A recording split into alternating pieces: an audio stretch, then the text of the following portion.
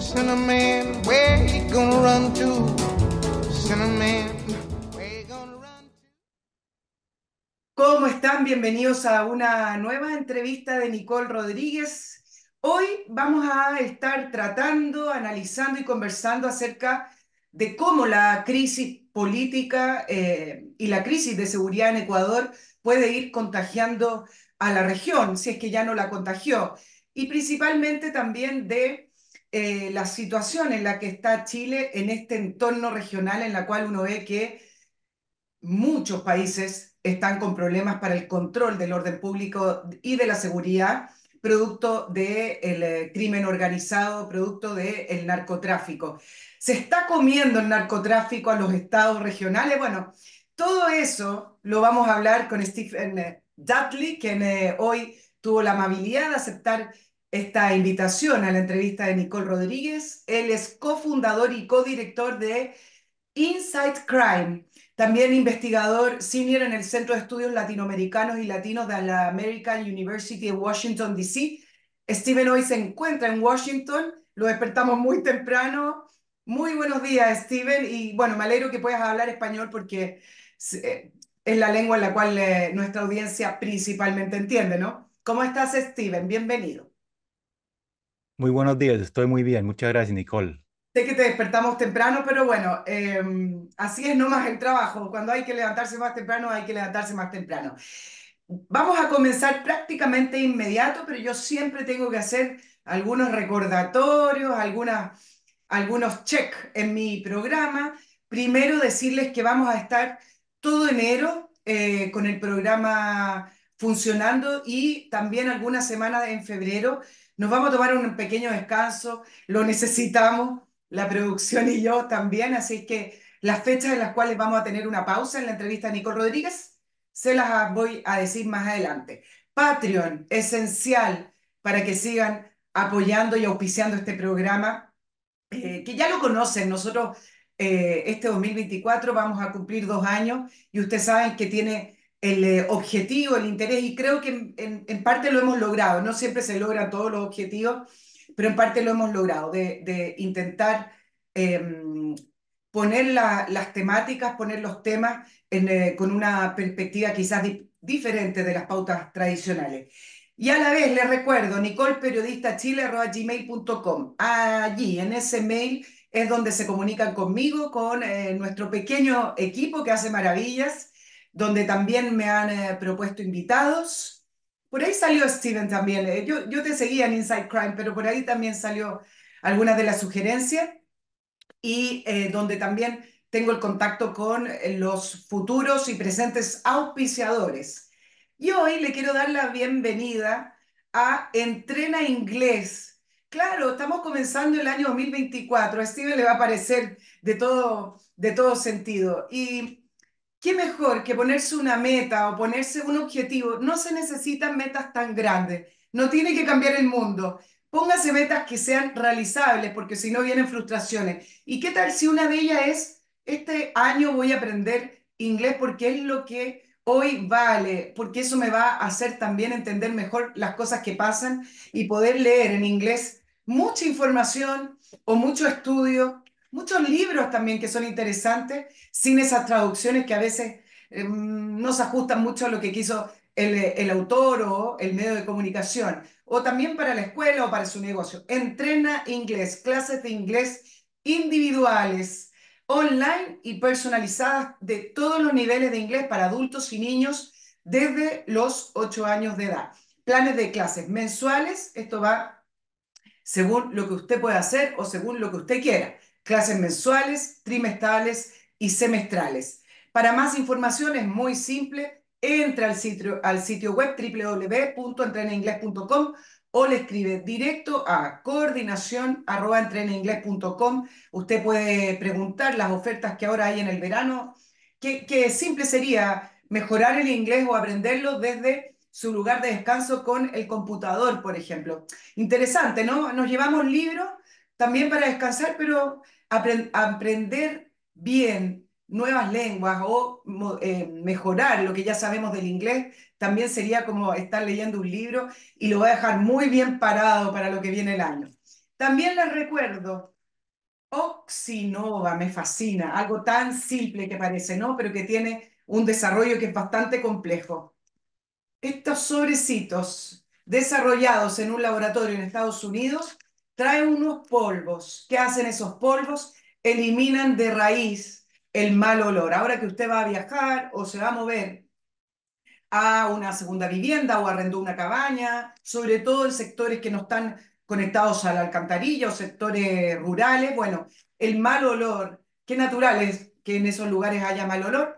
Bueno, Oxinova lo elimina de raíz de una manera ecológica, definitiva y natural. No produce daño al medio ambiente, no produce daño tampoco a su piel cuando lo manipula, es muy simple, diluye estos polvitos, según la instrucción que viene acá en Oxinova, en el sobre, según la cantidad que usted necesite para eliminar ese mal olor, se producen unas bacterias y esas bacterias eliminan de raíz las otras bacterias, las que producen esa descomposición de la materia orgánica y que son las que elevan esos gases con ese mal olor tremendo. Muy fácil de usar. Lo compra directamente acá en www.oxinova.cl.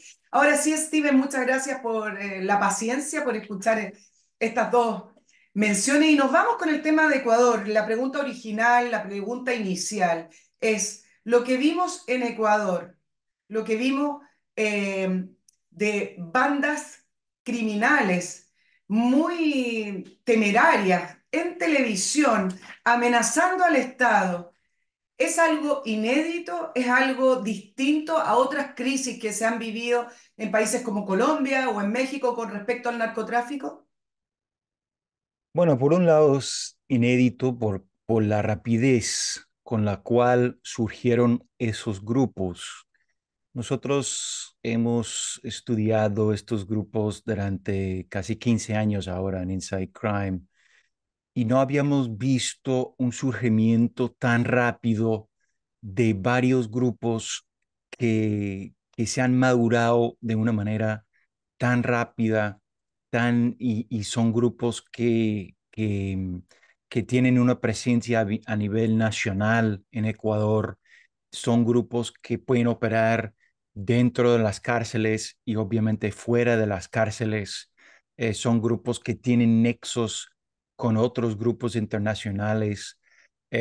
Todo ese desarrollo del crimen organizado de un país normalmente puede pasar, por supuesto, pero pasa de una manera más lenta, más paulatinamente.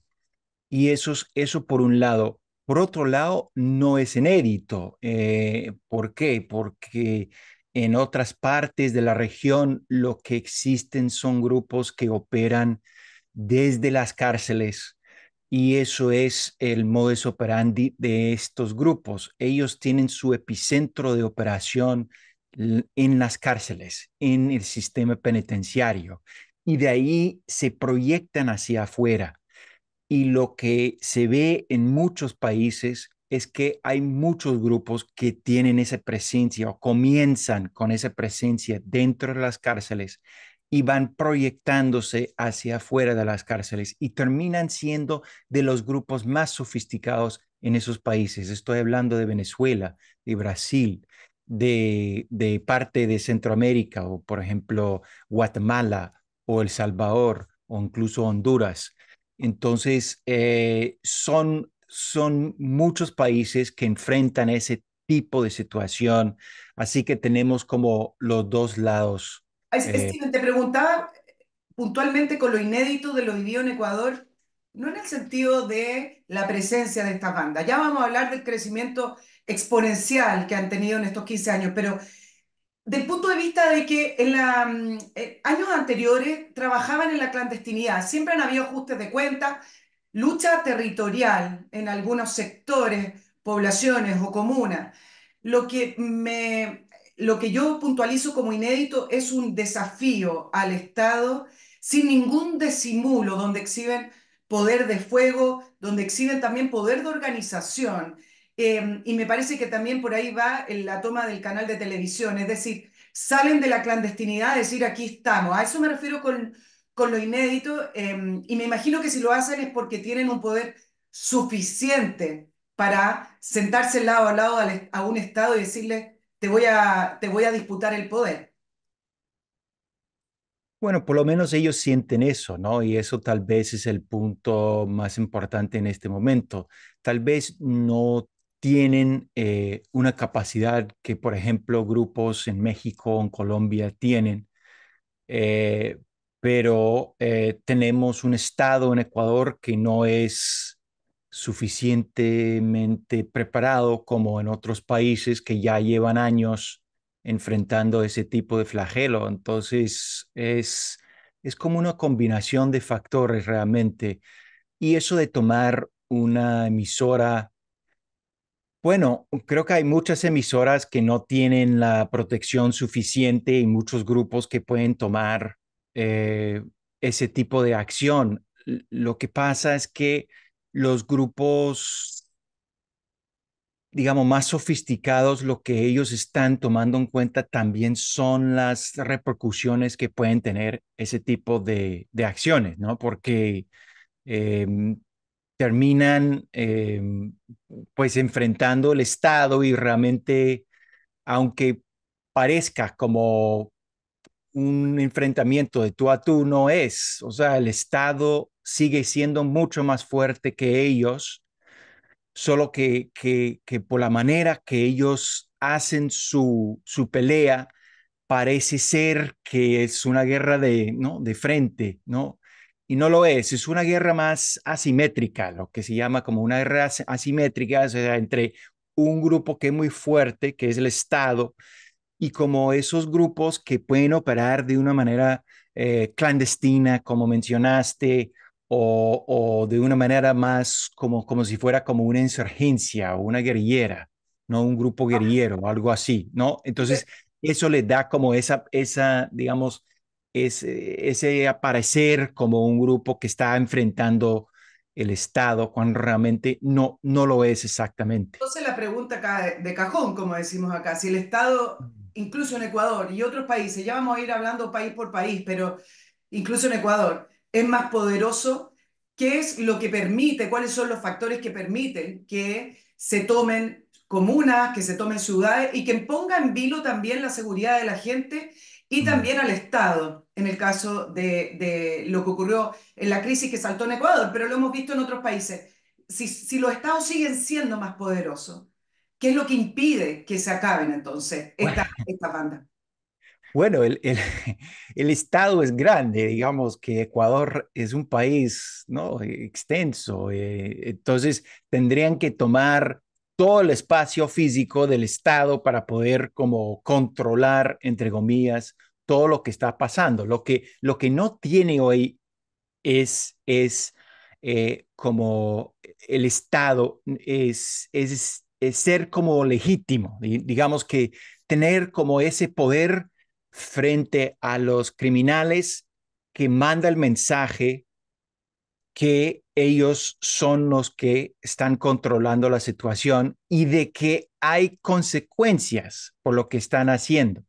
Y eso es lo que no tienen ahorita el Estado. Y no van a poder tomar todo el espacio físico, obviamente, ¿no? Por eso entonces pueden mandar un agente para hacer una toma de, bueno, de la emisora de la estación de televisión, por ejemplo, ¿no? Por un lado. Y luego pueden hacer como un pequeño paro armado en un barrio pobre. Luego pueden como colocar un retén en una carretera, ¿no? Digamos varias cosas, pero obviamente el Estado no puede estar en todos lados. Entonces, parece ser como un caos y es exactamente el mensaje que ellos quieren mostrar, que es un caos y el Estado no está controlando la situación, pero el Estado tiene mucho más soldados, tiene más armamento, tiene más entrenamiento, eh, se supone que tiene más inteligencia, más infraestructura, etcétera, etcétera, etcétera. Entonces,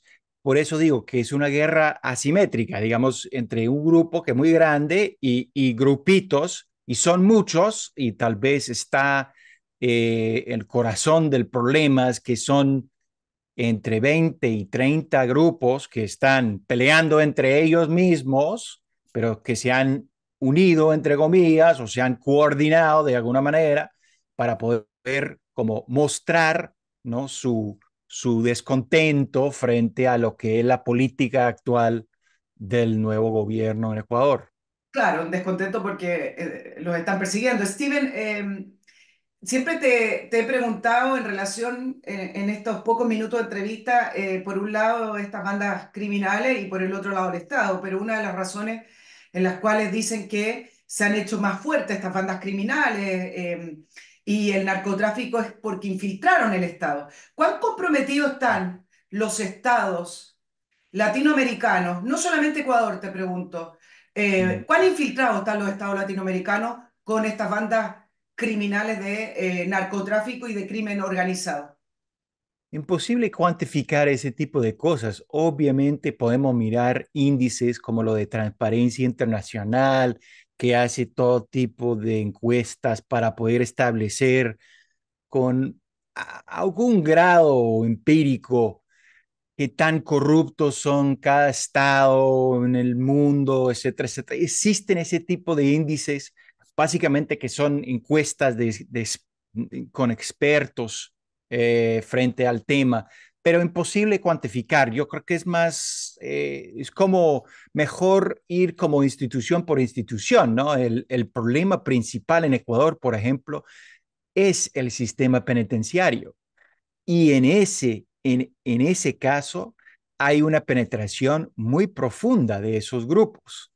Y esa penetración profunda viene por lados de corrupción, por supuesto, pero también porque, de nuevo, el mismo Estado en general no tiene un control total ni manda esa sensación de consecuencias a esos criminales. Entonces, lo que pueden hacer es hacer amenazas a esos mismas guardias y otros miembros del mismo sistema penitenciario. Entonces, es una combinación de entre pagar y estar como bajo digamos, una sombrilla o una nube, ¿no? Muy oscura de esa posibilidad de recibir como algún tipo de amenaza o violencia contra su familia, etcétera, etcétera. Ellos tienen sus tentáculos que llegan hasta afuera.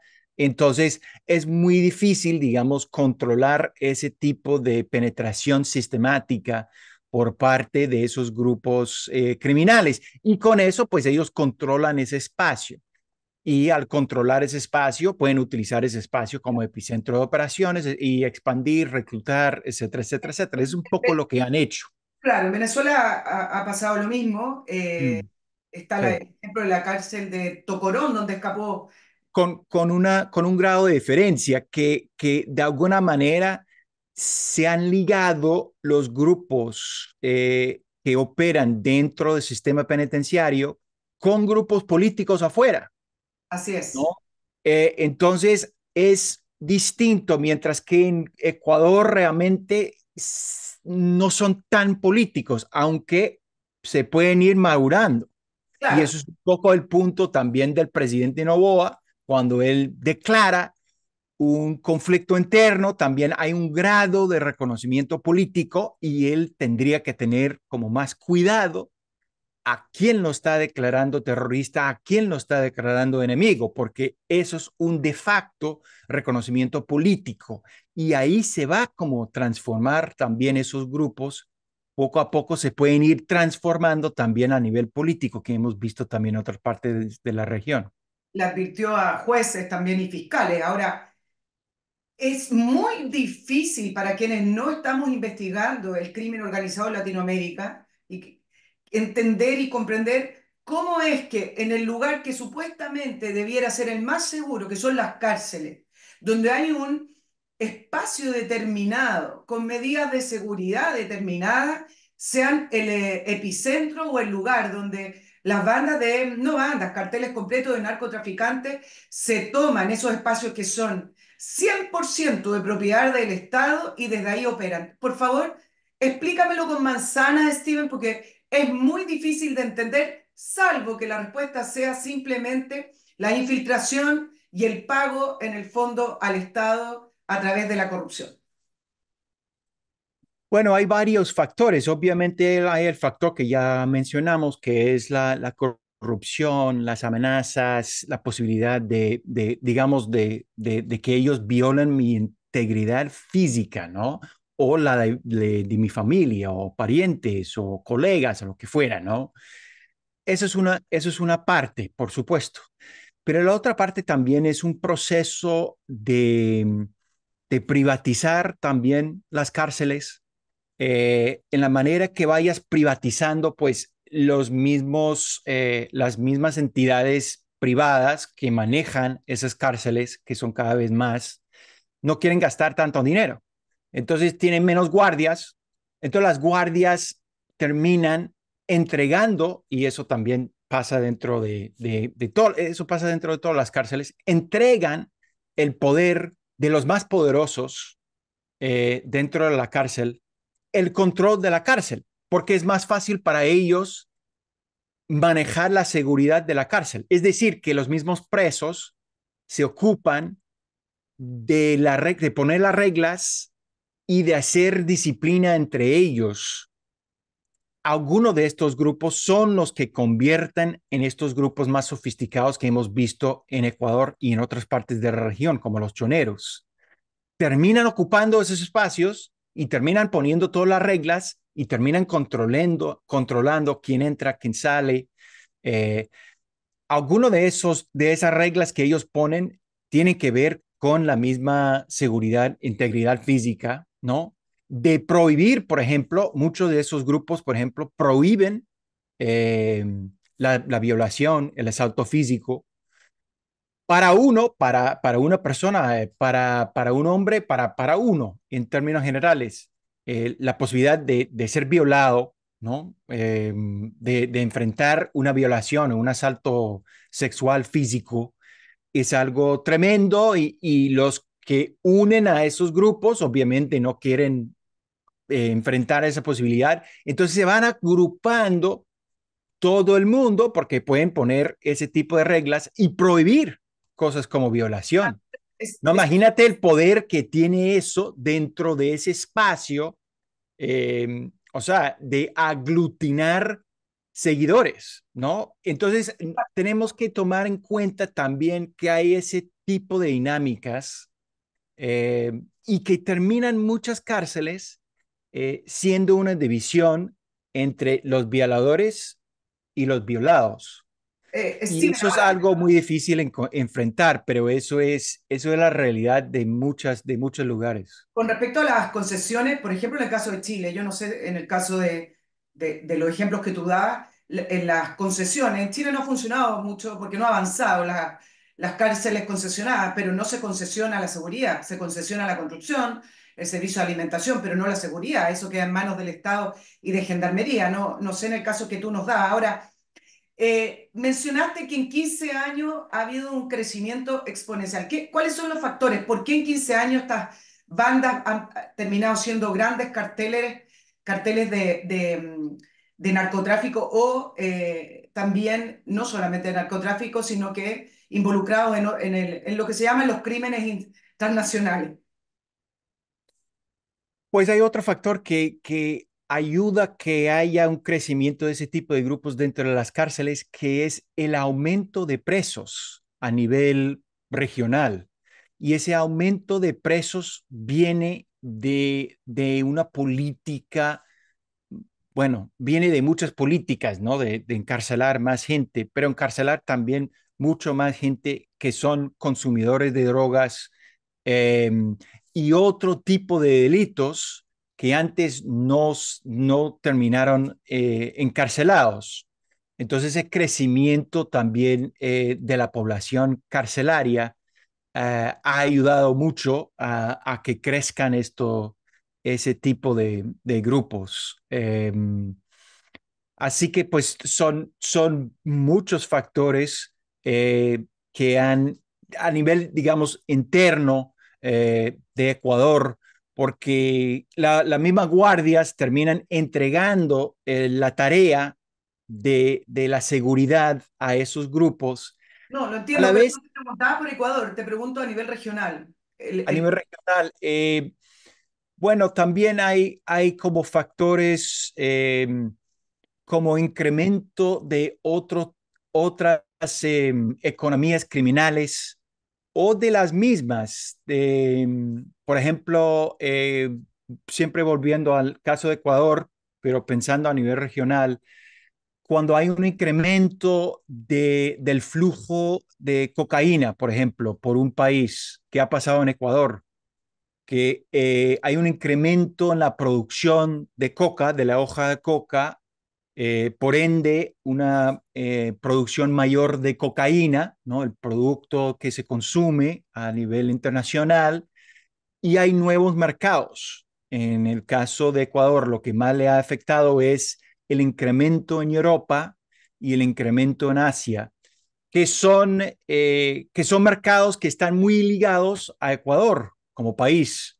Entonces hay un mayor flujo de cocaína por Ecuador, y termina siendo un lugar de trasiego cada vez más importante, y eso también hace que crezcan los grupos dentro de Ecuador. Eso ha pasado en otros países, pero de otra manera. Por ejemplo, con el flujo mayor de drogas por Centroamérica, vimos un incremento en lo que nosotros llamamos microtráfico, ¿no? Este tráfico a nivel local de drogas. ¿Por qué? Porque los grupos internacionales estaban pagando a los grupos locales con la misma sustancia de droga, ¿no? Por sus servicios, por ayudarlos a pasar la droga por sus países, dejando cada vez más droga en esos países. Entonces, terminan siendo barrios muy pobres, de repente con problemas de cocaína, de polvo, ¿no? O sea, inversímosle, o sea, en comparación con lo que es la imagen de cocaína, ¿no? Claro. Entonces, ese tipo de cosas pasan a nivel regional. Vamos a hablar a nivel regional. Tú además eres experto estudiaste bien el caso Colombia, Centroamérica, México, Brasil. Con respecto a la apertura de nuevos mercados, que claramente ha sido también uno de los grandes factores para que crezcan estas bandas que nosotros en décadas pasadas entendíamos más bien como estas bandas colombianas o mexicanas y ahora se han convertido en transnacionales. ¿Cuánto ha ayudado el Bitcoin? Yo sé que el Bitcoin es la marca, pero las monedas digitales, digamos, en poder lavar ese dinero. ¿Tienen algún estudio con respecto a eso? De nuevo, es muy difícil cuantificar lo que lavan en el mundo de cripto, ¿no? En las criptomonedas, pero no es solamente lavar, sino que hacen muchas transacciones por ciertos productos o por servicios. Entonces, se puede pagar para cosas como precursores químicos, para hacer drogas sintéticas, o precursores químicos también para procesar coca a cocaína, o incluso para procesar cosas como heroína. Eh, Toda la logística, transporte, todo se puede pagar con criptomoneda, por supuesto. Eh, Toda la digitalización de la moneda en términos generales abre un mundo entero de posibilidades para ellos. Es decir, que no tienen que realmente hacer cruzar monedas tradicionales, o sea, en efectivo, fronteras. O sea, pueden hacer negocios mucho más fáciles ahora de un país a otro con varios grupos. Entonces, un grupo en un país, otro grupo en otro país, no tienen que mandar el dinero, pueden intercambiar propiedades o alguna cosa que tuviera como el mismo valor en cada país, por ejemplo, ¿no? Y todo eso se puede arreglar a nivel digital. Claro. Entonces, eso hace mucho más difícil eh, seguir todo lo que es la moneda, el movimiento de moneda, cuentas bancarias, etcétera, etcétera. Entonces, ha sido toda una revolución de lo que es los intercambios de cualquier tipo de moneda. Steven, ¿qué país en Latinoamérica es el que está más eh, comprometido, el que está más afectado por la instalación de carteles del crimen organizado? Pues, ¿Cuál es el más peligroso en ese sentido? O exporta el crimen organizado sus bandas.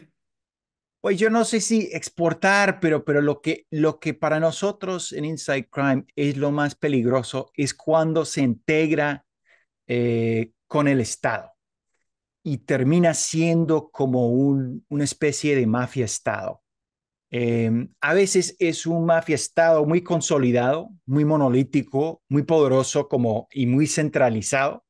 Y a veces, y normalmente, realmente es un mafia-Estado que tiene como varios bloques de poder.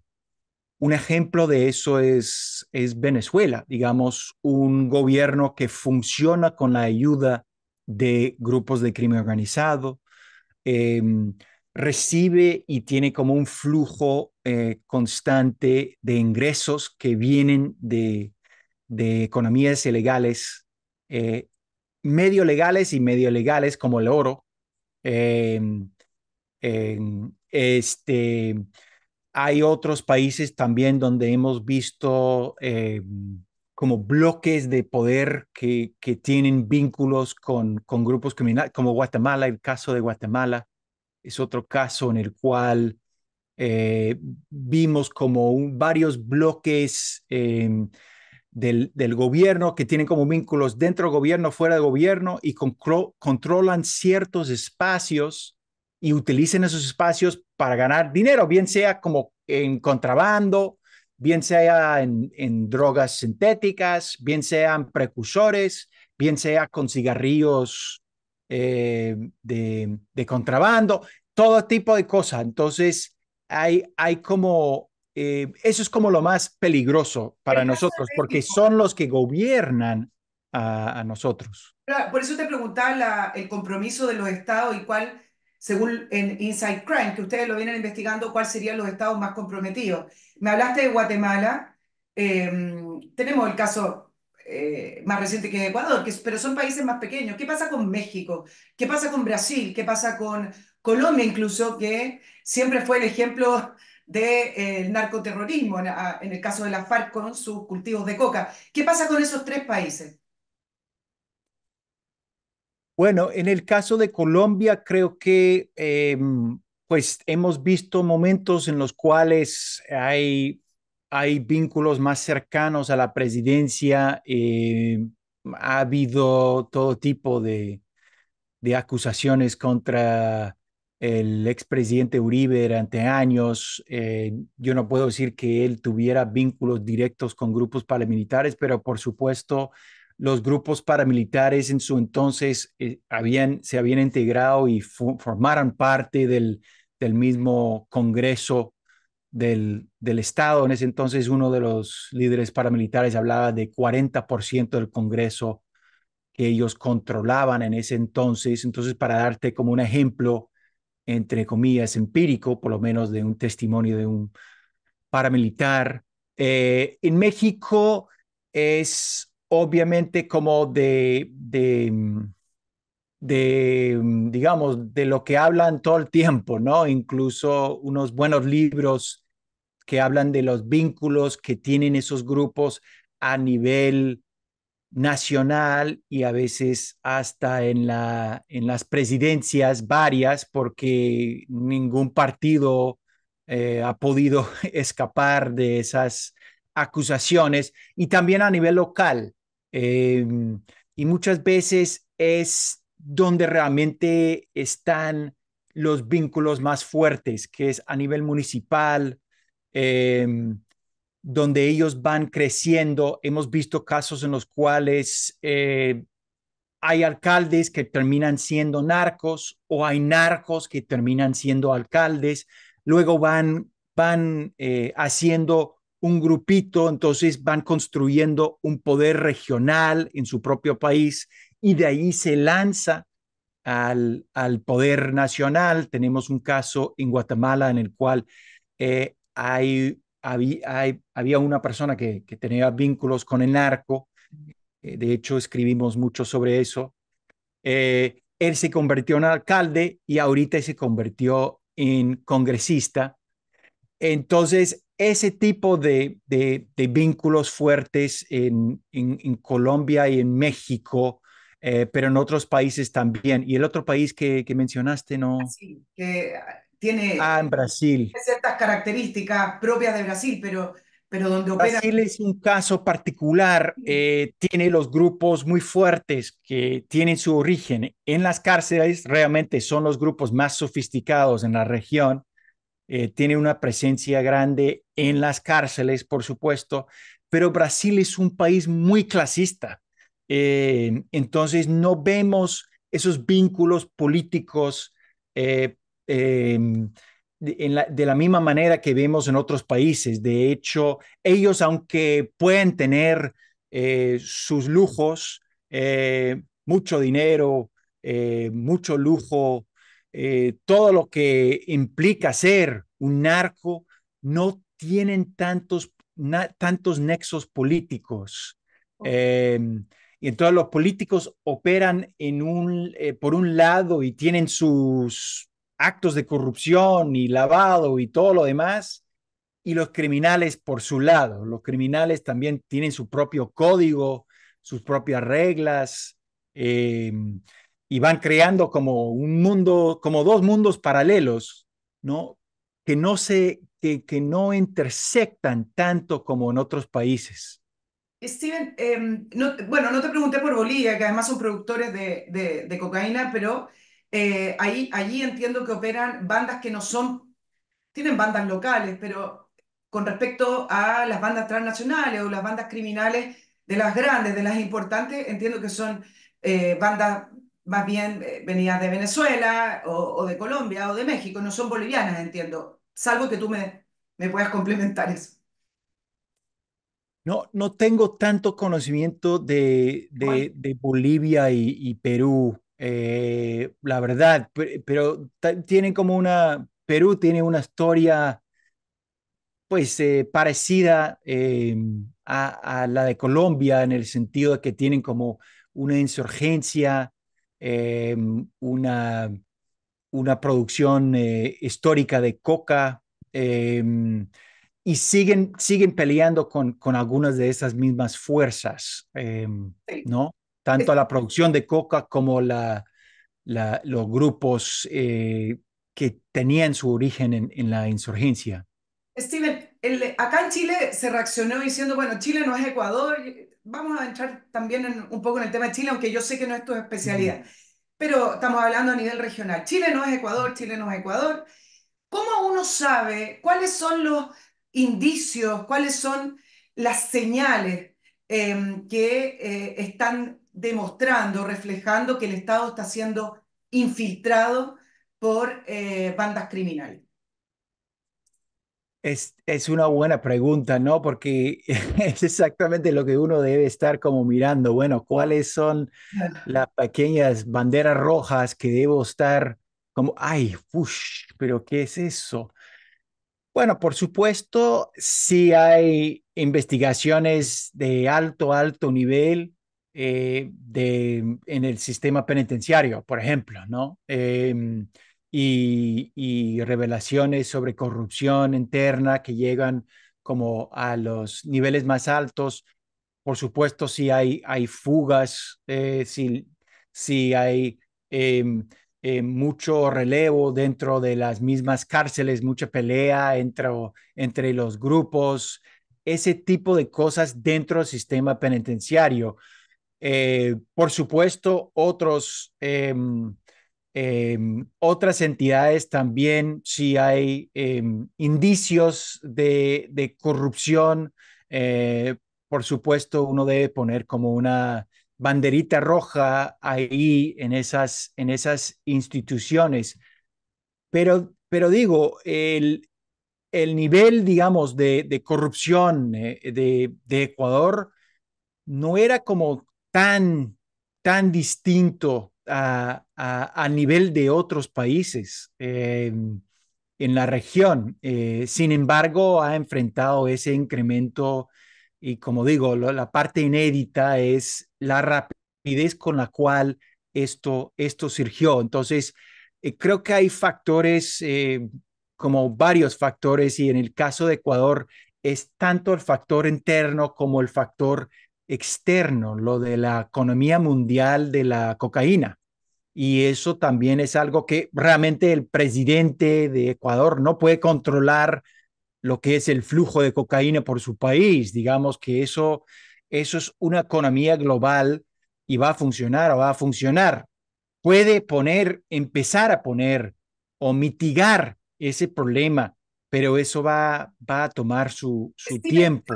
¿cuánto daño hace el negociar con estas bandas? Se dice que, eh, yo acá le voy a poner un manto de duda, que Rafael Correa negoció para que lo dejaran tranquilo en su gobierno, pero ahí hay otras cosas que Rafael Correa me imagino que debe explicar. En el caso de El Salvador, en ese entonces el candidato Bukele se decía que negoció con las pandillas para que lo dejaran tranquilo y después que hubo una revuelta de esas pandillas, Bukele decidió combatirlas, por lo tanto esa negociación la dio por terminada y al final cambió totalmente su discurso y se convirtió en lo que hoy le llaman el modelo Bukele en Latinoamérica. Ujú. ¿Cuánto daño hace creer que negociar, y esto lo estoy poniendo de una manera muy ingenua, creyendo que negociar significa no infiltración, ni corrupción, ni que estas bandas le pagan a esa persona, sino que efectivamente cuánto daño hace negociar creyendo que uno compra la paz, en el sentido de que al final solo terminan fortaleciéndose estas bandas? Bueno, creo que tanto como esos grupos operan pensando que van a combinar todas las formas de lucha, como dicen ellos, o las posibilidades, es decir, que van a tener como una ala militar, una ala financiera, una ala política, yo creo que el Estado tendría que tener las mismas posibilidades de poder dar las posibilidades de una salida pacífica, pero siempre mantener como una parte fuerte, un monopolio de la fuerza, eh, la posibilidad de reprimirlos si es necesario. ¿Pero qué es Eh, una salida pacífica? Yo quiero entenderlo, no lo entiendo.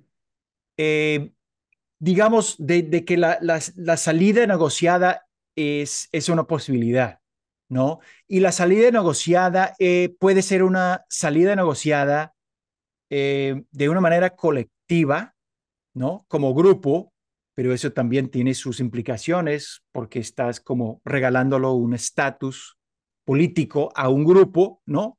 Que tal vez no quieres reconocer a ese nivel, o salidas personales, individuales, que son los que si entregas información, si cooperas con nosotros a nivel judicial, pues te damos una salida de tu, Sí, o una bajada de sentencia, ese tipo de lo cosas. entiendo, Entonces pero mi son varias pregunta, posibilidades, o sea, lo son entiendo, esos dos policías. mi pregunta va en el sentido de lo que ustedes han investigado. Se comenta que prácticamente todos estos países de los cuales hemos estado hablando, que son productores, donde los carteles son más fuertes, prácticamente todos los gobiernos, de alguna manera u otra, han negociado. La pregunta es si ustedes en sus investigaciones han visto que aquello ha resultado en algo positivo o simplemente siempre termina en que se terminan fortaleciendo estas bandas. No terminan siempre fortaleciéndose. El caso de Bukele creo que es un buen ejemplo, porque sí negociaron gobiernos anteriores también. Cuando llegó él ya llevaba tiempo intercambiando favores con las pandillas desde antes de ser presidente. Cuando entró, seguía haciendo eso a través de interlocutores, por supuesto, que han sido nombrados por el mismo gobierno de Estados Unidos. Eh, este, y sí, en algún momento se volteó y ya dijo, pues ya no más, o sea, ya no voy a negociar con ustedes, y comenzó a combatirlos de una manera inédita, por decirlo así, porque realmente implementó un plan que no se había visto antes y terminó encarcelando un poco más de 1% de la población en el país para poder aplastar, no sabemos si aplastar para siempre esos grupos, pero por el momento sí aplastaron lo que eran las pandillas de antes, ya no están, ya no operan igual, están realmente huyéndose de ese país digamos, por las acciones del mismo gobierno Bukele. Obviamente eso trae consecuencias, además de aplastar los mismos grupos, también aplastas lo que son los derechos de los ciudadanos. O sea, digamos que los casos están basados en muy poca información, puedes estar encarcelado durante mucho tiempo sin sus derechos, sin acceso a los abogados, etcétera, etcétera. Y eso es como el otro lado de la de la moneda. Claro, moneda. Sí. te iba a preguntar, Steven, si el caso Bukele termina siendo un mito de éxito o es efectivamente un éxito desde el punto de vista del combate al crimen organizado y la violencia. Es decir, yo no he ido a El Salvador, pero de lo que ustedes pueden recabar en Inside Crime, no es que sea un mito el modelo Bukele, del punto de vista del control del crimen organizado. Sí, el mito es el modelo, ¿no? Ah, ok. La realidad es que sí aplastaron lo que eran las pandillas y cómo operaban las pandillas. Ahora ya no son las mismas pandillas, digamos, no sabemos qué va a surgir después. No creemos que el crimen esté aplastado de para siempre. De hecho, para nosotros el gran peligro es que el mismo Estado termina siendo el grupo más fuerte de crimen o partes del Estado, no el Estado, sino partes del Estado pueden terminar siendo lo más fuertes. Pero no, la idea de implementar ese modelo va a ser muy difícil para otros países. ¿Por qué? Porque El Salvador es un país relativamente pequeño en cuanto a su tamaño, ¿no? Eh, y obviamente tenían como muchos años de conseguir y acumular inteligencia sobre esos mismos grupos. Entonces tenían listas y listas y listas de personas que ellos percibían que eran parte de la pandilla o que apoyaban la pandilla y lo que hicieron en su plan fue básicamente mandar a la policía a arrestar toda esa gente, ¿no? Y por eso han capturado a más de 1% de la población civil y esa misma gente, digamos, más de 70,000 personas quedaron en la cárcel y eso fue lo que hizo el plan. Si los otros países, digamos, son más grandes y si la misma población civil no acepta la idea de suspender durante ahora casi 2 años los derechos, ¿no? Porque son los derechos básicos, ¿no? Protegidos en las constituciones a nivel regional, pues si la gente acepta que suspendan esos derechos durante tanto tiempo, pues entonces puede existir otras posibilidades, pero hay como muchas variables que tendrían que enfrentar cualquier otro país que quiera implementar el modelo Bukele. Steven, uno ve que en el caso de El Salvador, ahora en Ecuador, que están combatiendo estas bandas, ¿cuál es la consecuencia de aquello? No es que desaparezcan estas bandas, sino que se van trasladando y buscando lugares en los cuales puedan seguir operando, ¿cierto? Entonces, en esa línea es que te pregunto, ¿cuán vulnerables son las fronteras regionales entre los países latinoamericanos, sobre todo hacia acá, hacia el cono sur? Muy vulnerables porque son fronteras, ¿no? Nosotros vemos en la frontera más militarizada en el mundo, o tal vez en el mundo, no en el mundo, pero una de las fronteras más militarizadas es la frontera Estados Unidos-México, y por ahí también pasa gente, o sea, pasa todo tipo de cosas. Entonces, es realmente muy difícil proteger todas las fronteras de todo, menos que vivas en una isla, ¿no? Entonces, creo que es como un poco como, no sé, o sea, yo no estaría pensando como cómo protegerme de todo ese flujo de personas, sino como cómo mantener mis relaciones con los otros países, con los vecinos, para poder ir mitigando a través de información, a través de la cooperación, a través de la integración social y Está bien, pero económica de ese mismo flujo de personas que está entrando en el país. Pero hace poco hablamos que durante los últimos 15 años hubo un crecimiento exponencial y uno de los factores que te iba a preguntar y te lo pregunto ahora es cuánto influye esta postura de tener una migración abierta para efectos del crecimiento y la expansión territorial de las bandas criminales. Pero, pero, hay, pero fíjate una cosa paradójica, que es los mismos pandilleros que están huyendo de El Salvador, por ejemplo, muchos de ellos están buscando una salida de la pandilla. Ya no querían ser parte de la pandilla. Entonces, ¿qué haces? O sea, vas a mirarlos como únicamente como criminales y pueden tener como sus pasados criminales o vas a intentar como mitigar los posibles problemas abriendo espacios para que se integren y que no delinquen más. O sea, entonces es como una decisión. En los Estados Unidos, por ejemplo, los que menos están infringiendo contra la ley en Estados Unidos son los migrantes.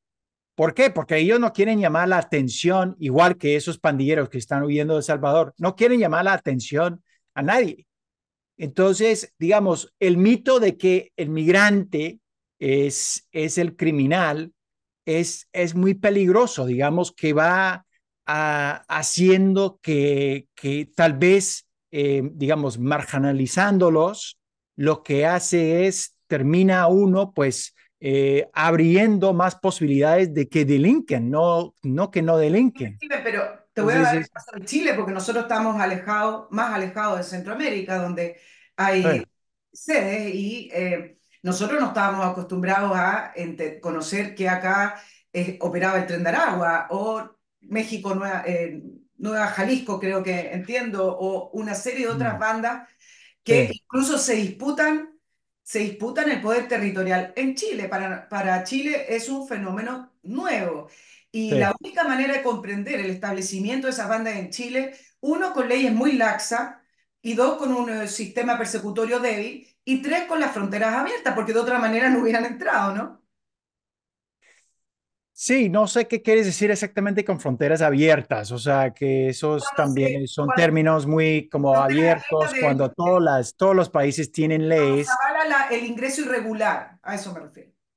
Sí, existen ingreso irregular en todos los países, ¿no? Entonces hay grados de grados, o sea, y como digo, uno puede poner y tener como una frontera muy militarizada y aún así no impedir que haya ingreso irregular. Así que también es un mito pensar que se puede cerrar un país de todo menos que tengas una isla. O sea, entonces yo creo que hay que enfrentarlo de frente. Hay que decir que, bueno, existen algunos venezolanos, imagino que no son en los miles, sino que son en los cientos, tal vez yo no conozco, digamos, de cerca cuál es la inteligencia frente a la cuestión, por ejemplo, de Tren de Aragua en Chile, obviamente levanta todo tipo de miedo y obviamente traen otro tipo de actividades que tal vez no existían antes, extorsión, posibilidades de amenazas y secuestro, tal vez un flujo de trata de ser humanos, ese tipo de cosas, ¿no? Que pueden existir, que no existían antes. Pero entonces hay que enfrentarlo y hacer lo mismo que se hace frente a los otros flagelos eh, del crimen y no pensar que es como tan distinto a lo que pueden hacer también los mismos locales. Steven, el aumento de los homicidios en un país y el aumento de los secuestros, eso te está diciendo, y te lo digo por los índices en Chile, que pasamos de dos secuestros anuales a 33. O sea, estamos hablando de cifras que para nosotros son relevantes, significa un cambio y un cambio radical. El aumento de secuestro y el aumento de homicidio implica también sacar una relación en la presencia del crimen organizado en un país o de bandas narcotraficantes operando, ¿tienen una relación directa? Son esos indicios que tú mencionabas antes, ¿no? Este incremento de secuestro. Eh, y eso realmente es incremento de reportes de secuestro, que es de las cifras negras más importantes que tenemos, ¿no? Porque es como muy poca gente también reporta los secuestros, entonces se presume que es una cifra mucho más alta. Homicidios, por supuesto, es un dato súper importante porque realmente existe la evidencia, existe un cuerpo, ¿no? Y son los indicios que sí debes marcar y poner esas banderas rojas y decir, sí, hay un incremento de algo, no lo podemos captar exactamente, no sabemos si tiene que ver con narcotráfico, pero puede que tenga que ver con narcotráfico, puede que sea como una dinámica más local alrededor de microtráfico, que pasa mucho porque los grupitos que están peleando por el mercado más chico, a veces son menos organizados, más violentos, más propicios a tener esas peleas por los espacios donde ellos están haciendo ventas. Sí, Eh, Steven, y la eh, manera en que se encuentran los cuerpos, ¿dice algo, nos está diciendo algo? No solamente hay Definitivamente. aumento de homicidios, sino Ujú. que son personas que están amarradas o se encuentran Sí, partes de cuerpos, sí. una cabeza, un brazo. ¿Qué nos está diciendo eso? ¿Cómo habla el crimen organizado a través de la manera en que mata a personas? Bueno, son muchos académicos que han estudiado eso más que yo, pero lo que te puedo decir yo creo que lo pusiste muy bien. ¿Cómo habla lo que es el cuerpo en ese momento? La manera, dónde lo encontraste, la manera que están amarradas las manos, tapada la boca, tal vez hay mensajes o han cortado la lengua o ese tipo de cosas te dicen te puede decir mucho. En el caso de México, por ejemplo, estábamos viendo cuerpos en estos días en Sinaloa y al lado de los cuerpos colocaron unas pastillas que llevan fentanilo, ¿no? La droga sintética. Em, y eso era como para ellos están mandando el mensaje que están prohibiendo la producción de fentanilo durante esa temporada. Entonces, sí, hay muchos índices, mensajes también, ponen pancartas, ¿no? Y eso es un estilo muy mexicano, por decirlo así, que pongan pancartas o mensajes, ¿no? De un grupo a otro. El tipo de armamento que se utilizan, eso también te puede decir algo. Eh, entonces, sí, existen como ciertos indicios que te pueden indicar si es relacionado con crimen organizado o es más como una pelea doméstica o entre amigos, ¿no? Entonces, sí, son muy buenas preguntas y lo que tú dices es cierto. Steven, ustedes en Inside Crime llevan más de 20 años estudiando. ¿Les llama la atención el caso de Chile o todavía Chile no es un país en el cual ustedes tienen presencia acá, pero es un país que todavía encuentran que está un poco alejada de esta realidad completa que estamos describiendo en el continente? ¿O ya saltaron las alertas y dicen, bueno, Chile ya es un caso que hay que estudiar? No, Chile es un caso que hay que estudiar porque Chile no creo que sea Ecuador, pero lo de Ecuador nos tomó de sorpresa y empezamos a decir cuáles son los otros países que tradicionalmente no han tenido este problema de crimen organizado a nivel transnacional, de tanta violencia, de tanta corrupción. Entonces es como Ecuador como un ejemplo, y luego estábamos mirando Costa Rica, que también tiene como índices de violencia en varias partes, grupos de crimen organizado, y Chile. Entonces está como por ahí. Eh, Dicho eso, creo que Chile tiene instituciones mucho más robustas, instituciones, y también como unidades de inteligencia mucho más fuertes. Eh, entonces creo que estamos hablando de otro estado, eh, aunque es un estado que tampoco ha enfrentado ese tipo de actividades de crimen organizado, así que tendría su reto por delante también. Sí, ahora siempre se distinguía entre los países productores, los países receptores, los países de paso. En Chile cerraban los ojos y decían, no, Chile debe ser de paso por los puertos.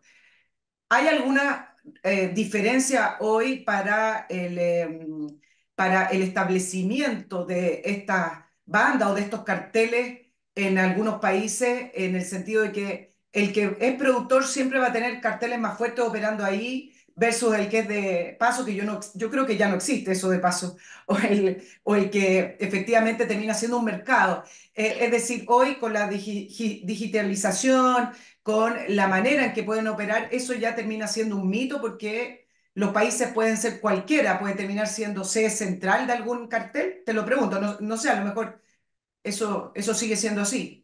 No, yo creo que lo dijiste muy bien, porque ya no existen estos de paso, porque lo que termina siendo es un mercado, lo que ellos van construyendo es un mercado interno, por ser de paso. Y además que con economías tan grandes y fuertes y con la clase media creciendo en lugares como Chile, que es el lugar donde más ha crecido la clase media, y además pues con cada vez menos pobres, menos gente que vive en la pobreza, etcétera, etcétera. Ese tipo de cosas hace que crezca un mercado interno. Entonces termina siendo, bien puede ser un lugar de paso, pero también termina siendo un mercado muy importante para ellos. Y muchas veces esa pelea interna de grupos internos es la pelea que más tiene índices violentos. Eh, Porque los grupos transnacionales lo que están buscando son corredores de paz. O sea, ellos no quieren el conflicto, no están buscando el conflicto. Entonces, entonces eso es un poco Chile. Chile todavía no tiene tanto conflicto, entonces puede existir, puede ser como un corredor muy apetecido por ellos, eh, pero tienen un mercado robusto, un mercado interno de consumo, eh, y eso también puede ser como apetecido por parte de ellos. Eso lo hemos visto, grupos criminales surgen alrededor de ese mercado interno muy fuerte, por ejemplo, en Brasil, ¿no? Brasil es un caso en el cual realmente existía desde antes un mercado interno que fue realmente el motor de crecimiento de esos grupos, y luego entraron los grupos transnacionales y comenzaron a utilizar Brasil como puente para llegar a lugares como Europa, principalmente Europa. No, yo no lo sé, te pregunto si en Inside Crime han investigado puntualmente los nexos de las principales carteles en Latinoamérica con los carteles internacionales. ¿Qué ayuda, con qué ayuda cuenta estos carteles latinoamericanos en el exterior, ya sea en África, en Europa, en Asia, que es un mercado importantísimo para la droga, y Medio Lo Oriente también? Sí, lo que hemos visto es que esos grupos, los que tienen como sede en México o tienen sede en Colombia, en circunstancias normales mandan emisarios, o sea, tienen grupitos que pueden operar en otros países, y esos son los grupitos de logística, de buscar nexos políticos, de buscar nexos eh, con las fuerzas digamos, armadas y policía, ese tipo de cosas, ¿no? Esos grupitos, los emisarios. O sea, y el otro es como buscar refugio. Hemos visto que algunos grupos y líderes buscan refugio. Durante una temporada, Argentina fue refugio de facto de muchos colombianos porque podían entrar en Argentina, ese flujo, digamos, eso sí era como una entrada libre a Argentina en ese tiempo. A veces hemos visto un incremento de presencia de grupos armados de otros países que han entrado, pero eso es como en Guatemala hemos visto eso, pero esos son grupos mexicanos que pueden entrar y obviamente pues comparten una frontera, entonces eso es distinto. O en el caso de Tren de Aragua en Chile, que es un flujo grande y digamos, inesperado de comunidades que van llegando y dentro de esas comunidades ya están unos grupos criminales como Tren de Aragua o como el caso de pandillas en varios países en Centroamérica que realmente fueron deportados de Estados Unidos, de las cárceles o cuando salían de las cárceles fueron deportados de Estados Unidos a Centroamérica y de ahí establecieron sus pandillas, ¿no? Irónicamente fueron deportados de Estados Unidos. Así que varias maneras que ellos se van estableciendo su presencia. Steven, ¿qué relación hay entre el narcotráfico y el terrorismo? En algunas oportunidades son lo mismo y en algunas oportunidades tienen una especie de contrato por afinidad. ¿Cómo opera esa relación o esa distinción?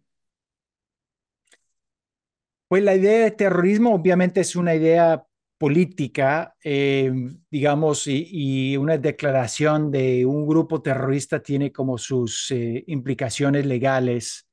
Así que no quiero entrar mucho en la idea legal, pero sí los grupos criminales y de crimen organizado pueden utilizar tácticas terroristas. Obviamente hemos visto algunos ejemplos de eso en Ecuador en estos días para poder crear pánico y esa sensación de caos en el país, pues ellos hicieron algunos actos terroristas, ¿no? Yo no voy a nombrar los terroristas, pero esos son actos terroristas.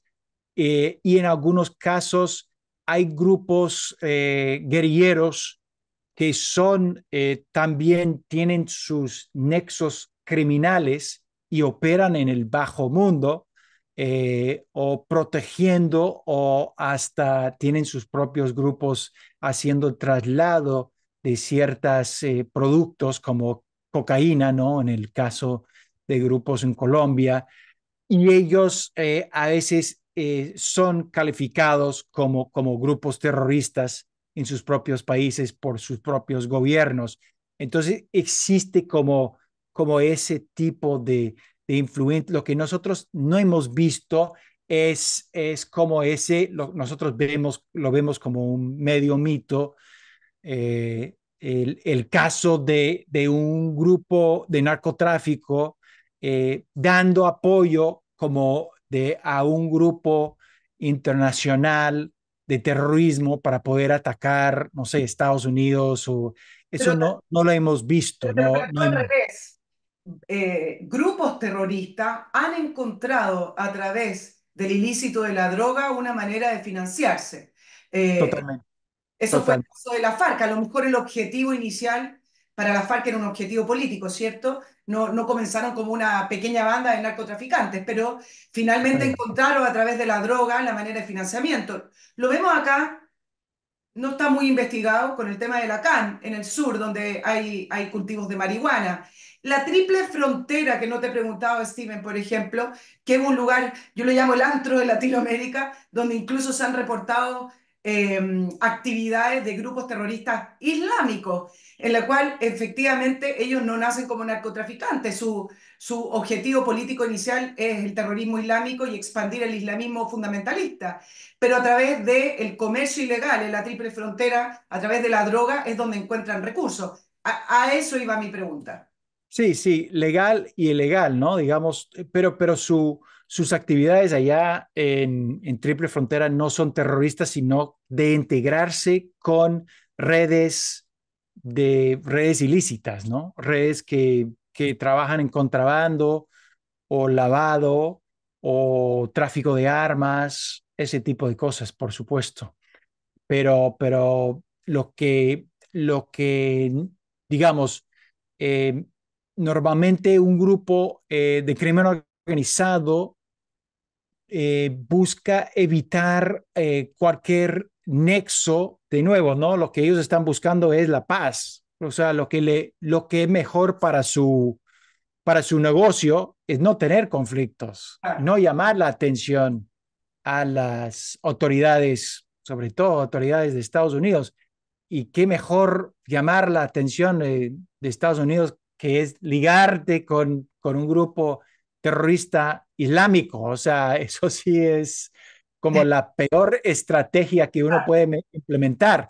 Entonces, a eso voy yo un poco con la, digamos, de guardando distancias, ¿no? Con esos nexos, sí. porque a veces hablamos como si fuera la misma cosa y que todos están apoyando uno al otro, y no es necesariamente así.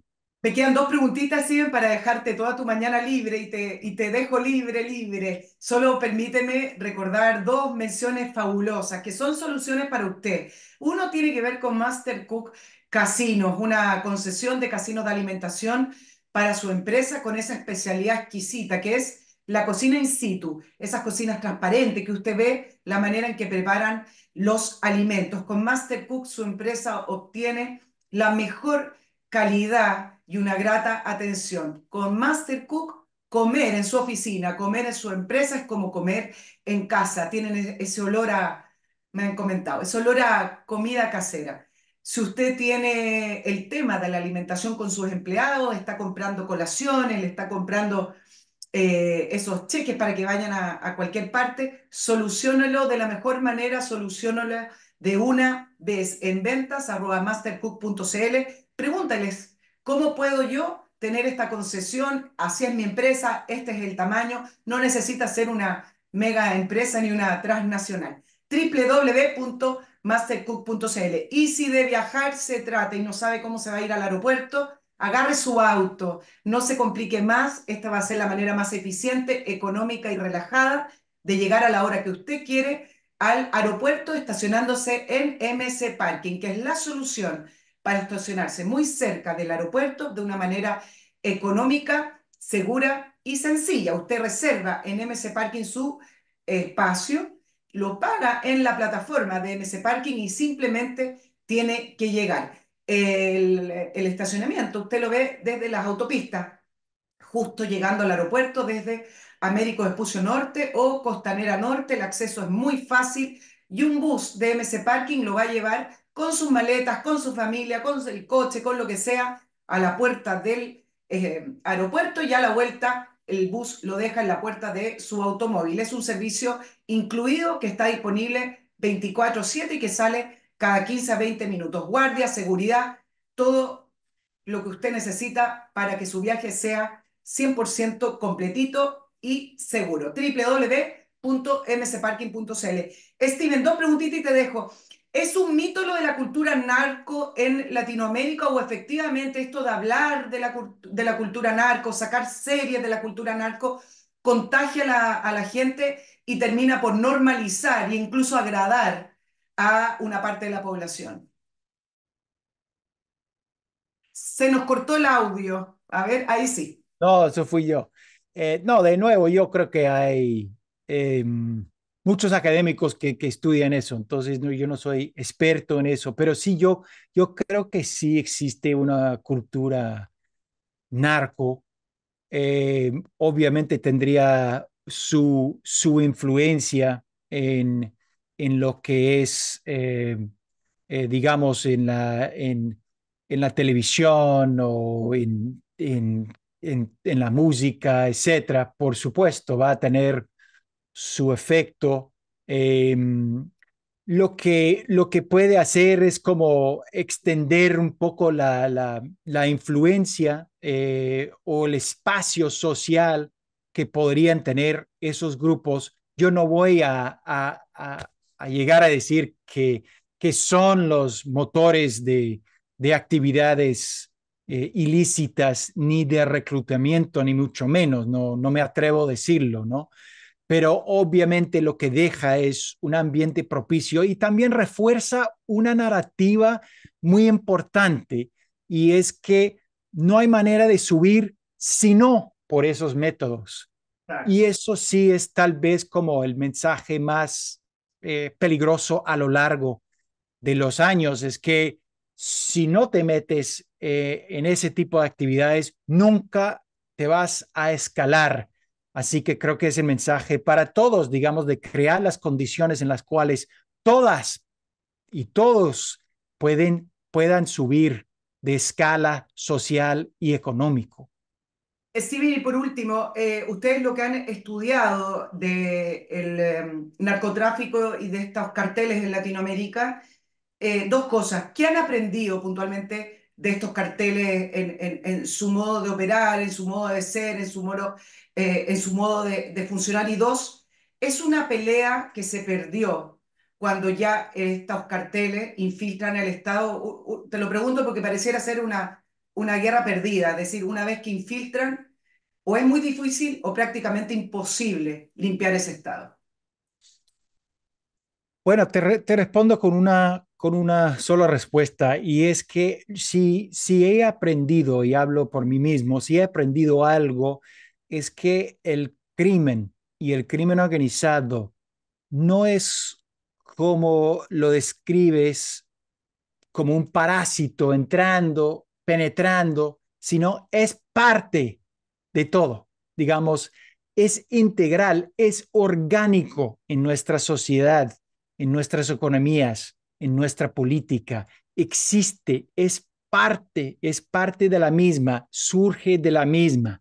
No es como algo foráneo que entra a penetrar, a contaminar, a lo que fuera. Y hay que, digamos, partir de allí, partir de la premisa de que es algo orgánico dentro de nuestras sociedades, en la manera como nos hemos organizado nuestras economías a nivel social, etcétera, etcétera. O sea, nosotros no podemos, como siempre, pensar que es algo que me va digamos, algo que ha penetrado y que ha permeado algún tipo de burbuja que tenía el Estado antes. No, eso crece dentro del mismo Estado, crece dentro del mismo pueblo, crece dentro del mismo barrio, ¿no? Es una parte orgánica de esas cosas.